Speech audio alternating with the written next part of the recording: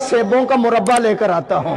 मुकाबला करते उलमाए देवबंद का, मुकाबला करते उलमाए देवबंद का, तनकीद करते उलमाए देवबंद को, जाओ हुसैन अहमद मदनी को पढ़कर देखो, यही कराची है, यही खालिक दीना हाल है।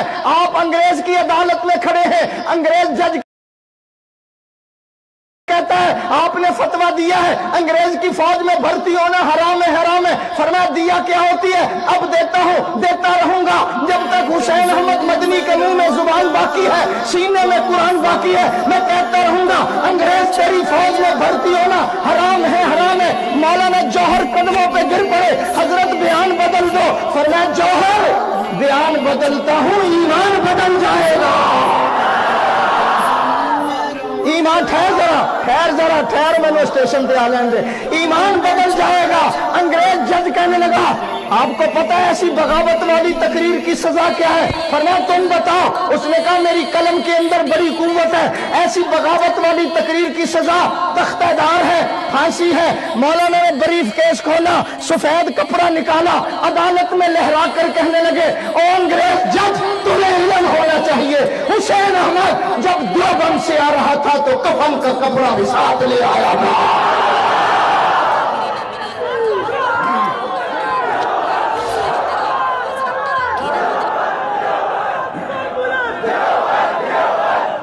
मैं इससे भी आगे न चल, हजरत लाहौरी को बर्फ के बलाकों के अंदर लिटा दिया गया। एक बलाक बर्फ का इधर सर्दी का मौसम, दूसरा बलाक इधर, हजरत को दरमियान में रखा अंग्रेज ने। और जिस वक्त आप बेहोश हो गए, जिस्म ठंडा हो गया, जब होश आया तो अंग्रेज ने एक तरफ उठाकर रखा और पूछता है लाहौरी अब जुलूस निकालोगे? हाय अब तो लेकर दे रहे हल्फिया बयान, कोई बात नहीं, सानू माना गौस पाक दे नाम पे छड़ दो।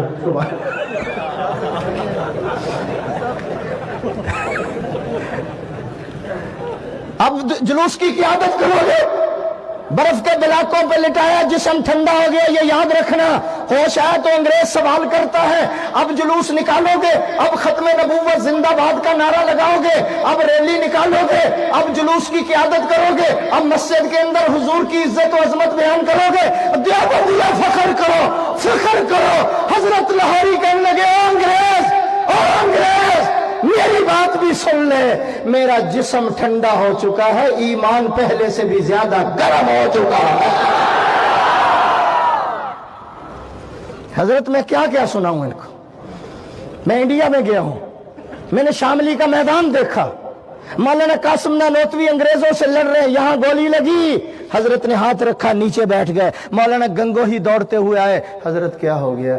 गोली लगी है। बैठे बैठे हजरत गंगोही ने 3 मरतबा नमाज वाला दुरूद शरीफ पढ़ा।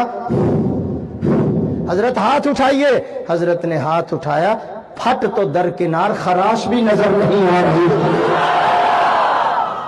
उलमाए देवबंद पे भौंकते हो, जुबानें बंद रखो। उलमाए देवबंद चाकरी करने वालों का नाम नहीं है, उलमाए देवबंद तीजे खाने वालों का नाम नहीं है, साते खाने वालों का नाम नहीं है, 40वें खाने वालों का नाम नहीं है। उलमाए देवबंद मेरे दोस्तों लोगों की नौकरी करने का नाम नहीं है। देवबंद, उलमाए देवबंद अल्लाह के नबी के वारसों का नाम है, कहो बेशक, नबी की विरासत का नाम है। उलमाए देवबंद जो है नबी के उलूम के वारसों का नाम है। देवबंद जो है ये सहाबा के दिफा का नाम है। देवबंद जो है कासिम नानोतवी के इल्म का नाम है। देवबंद जो है गंगोही के तकवे का नाम है। देवबंद जो है हुसैन अहमद मदनी की अजीमत का नाम है। देवबंद जो है अनवर शाह कश्मीरी के इल्म का नाम है।